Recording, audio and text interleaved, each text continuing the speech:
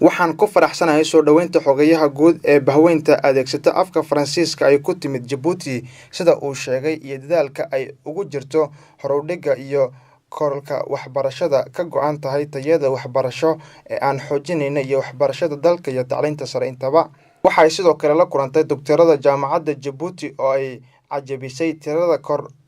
u dhigista jaamacadda iyo ardayda Djibouti ee ku hambalyeysay madaxweynaha jamhuuriyadda oo aragti gaar ah ka leh horudhiga waxbarashada iyada oo ugu horeyso ardayda jaamacadda sanadkii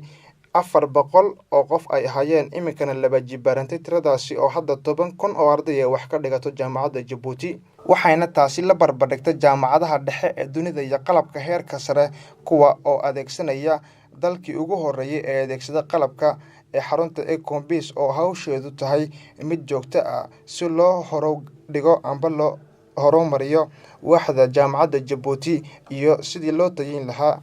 qalabka kalkulatorka oo ku hawlgalo uu ka rajawan yahay in anaga oo abuurayna waxbarasho tayo leh dalkaasi si ay uga faa'iideystaan dhalinyarada dalka.